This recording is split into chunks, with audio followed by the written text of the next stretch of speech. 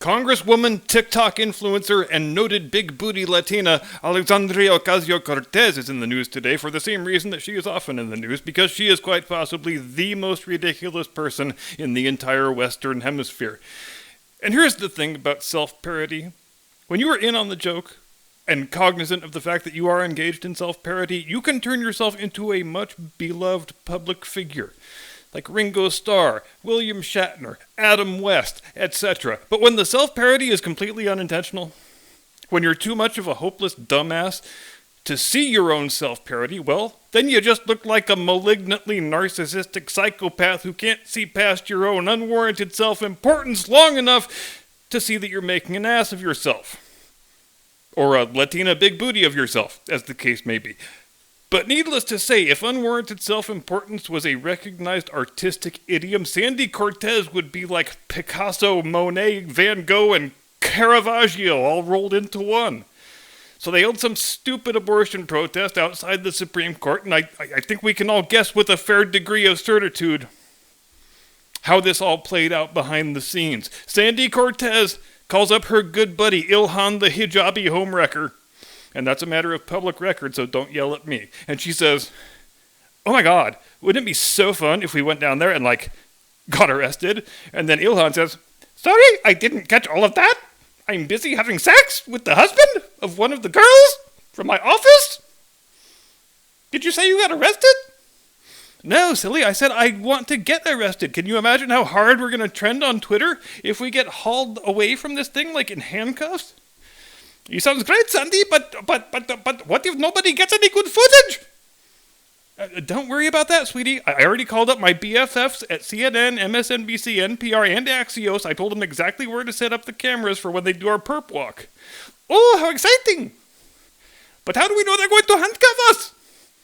It's not the greatest visual if we're just walking next to some cop. And besides, isn't there a chance the police will suspect we're only showing up for a fake arrest publicity stunt? And they won't give us the satisfaction of slapping the cuffs on?" You know, that did occur to me, but I think if we walk with our hands behind our backs just like so and pretend to be handcuffed, we will still totally get the footage we need. And that's the only thing that matters, right? "Oh yeah, like that time you flew down to Texas to cry in the empty parking lot?" "Yep, that's the one. You got it, baby." "Okay then, I think I'm in. But it's very important for you to remember you're not really wearing handcuffs. Because it would look really incredibly silly if you forgot and suddenly threw up a black power fist salute and then reclasped your hands behind your back." "You are right, sister. That would look totally lame. I will definitely remember to not do that."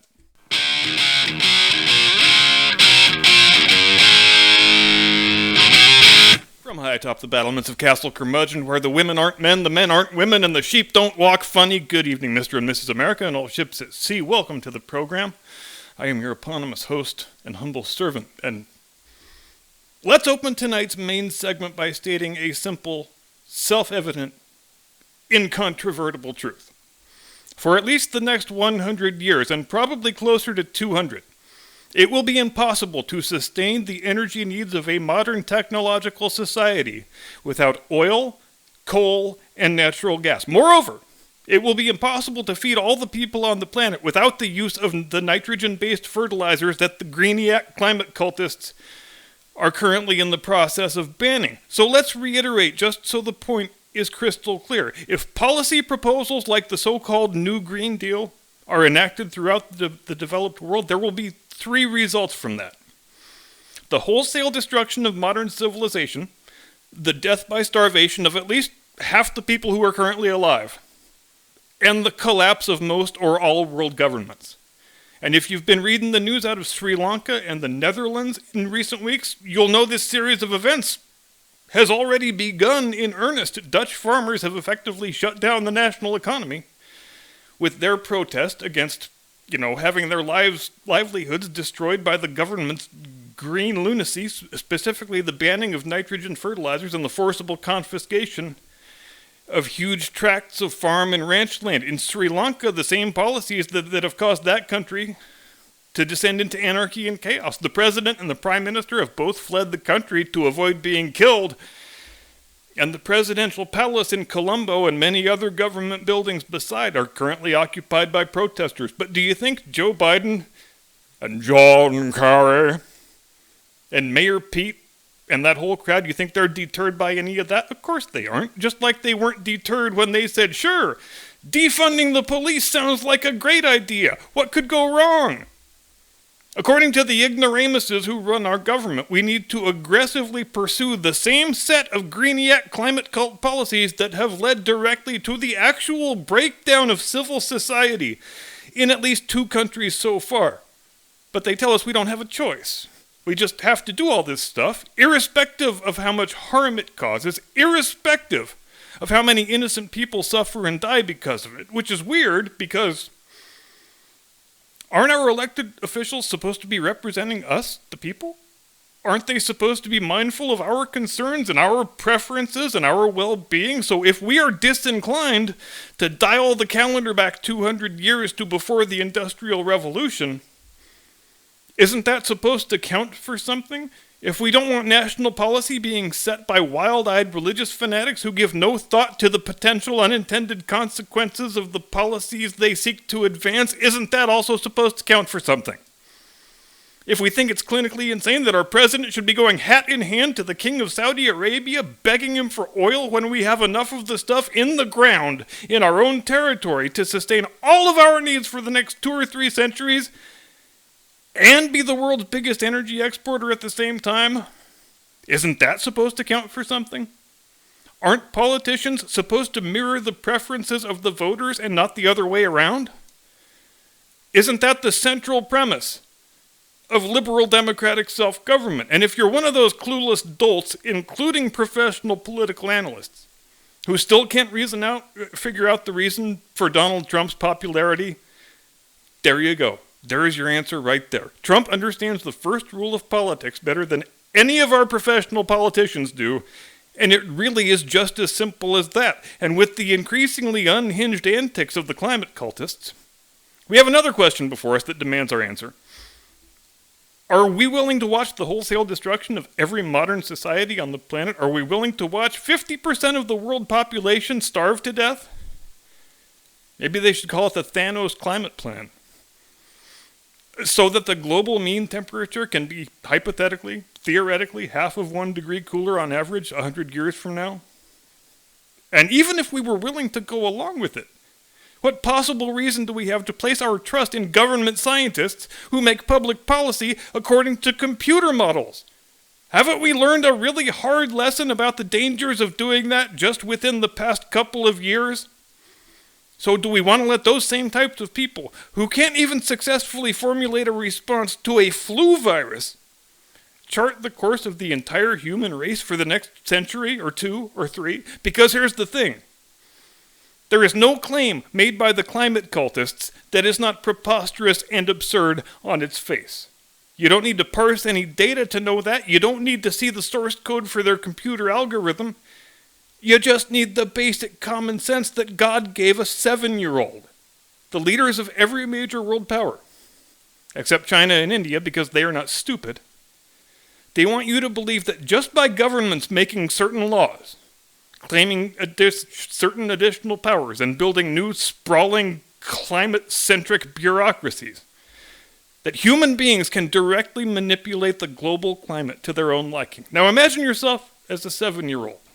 The bounds of your credulity were still pretty expansive enough to believe in Santa Claus and the Tooth Fairy and whatnot, but you had still been around long enough to know when something was screamingly obvious bullshit. And the idea that human beings can regulate planetary weather conditions to their liking just by, pressing the buttons on a thermostat?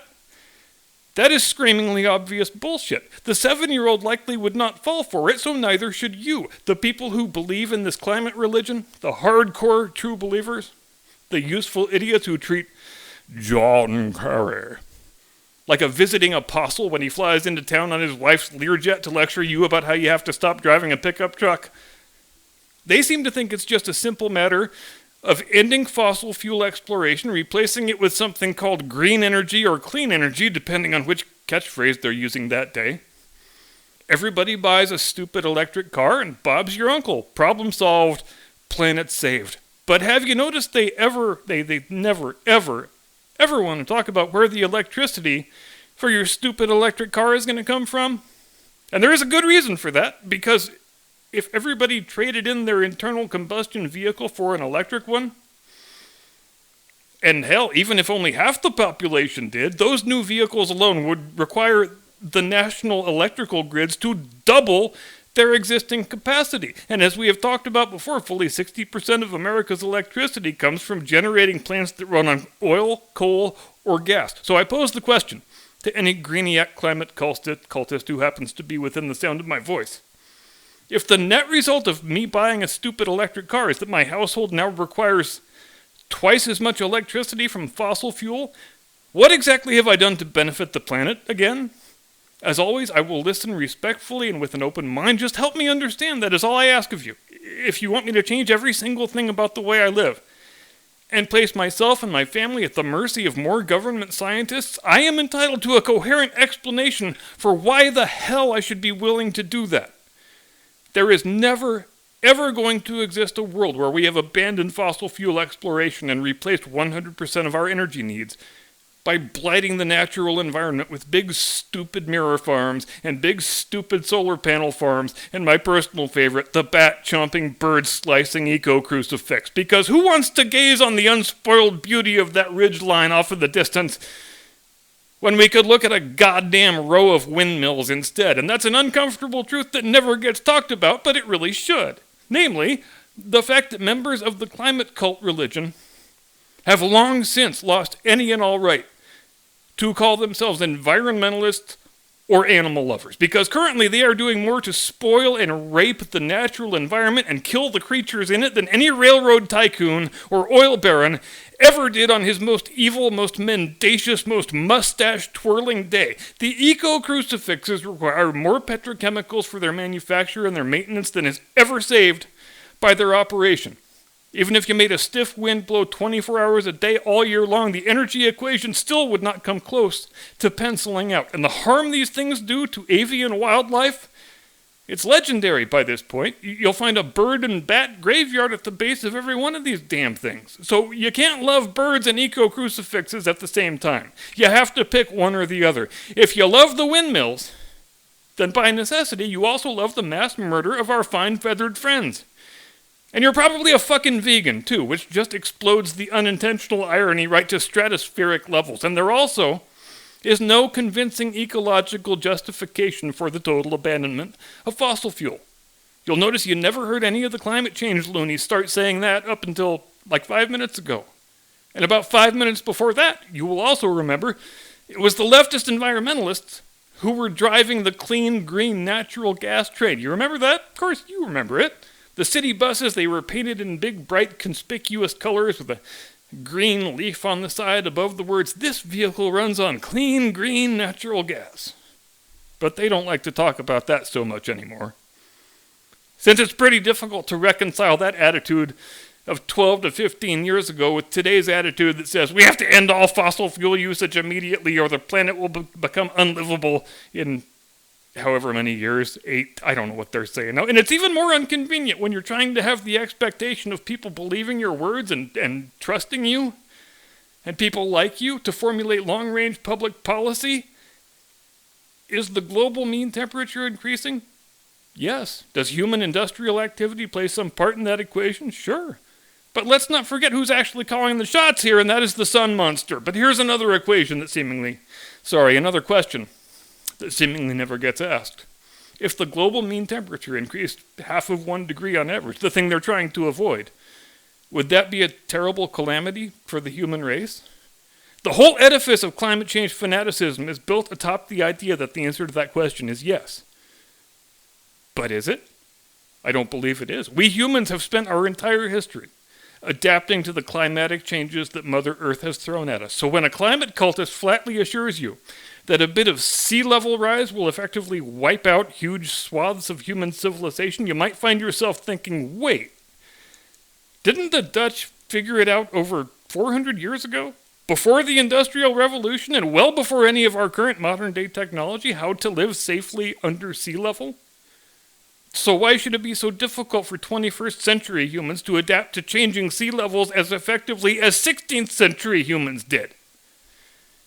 And what else does nobody talk about in terms of what happens on a warming planet? Well, how about the fact that a lot of useless land in places where it's too cold for agriculture currently would be opened up for cultivation? Imagine all the new trees that could be planted in places where currently nothing grows. And hey, don't trees breathe the dreaded carbon dioxide? In fact, it's almost like if the planet warmed a little bit and there were millions more trees because of it, it might increase our ability to offset the CO2 emissions that arise from human industrial activity. And most of the issue is solved all by itself using nothing but the planet's own natural processes. But we can't have that, obviously, because then there is no excuse for building all the stupid mirrors and panels and windmills. There's no excuse for massive new government bureaucracies. There's no excuse for lavish federal subsidies being thrown at green power companies that could never remain solvent on the quality of their products and services. And most crucially, there's no excuse for giving vast new powers to people like Joe Biden and Nancy Pelosi.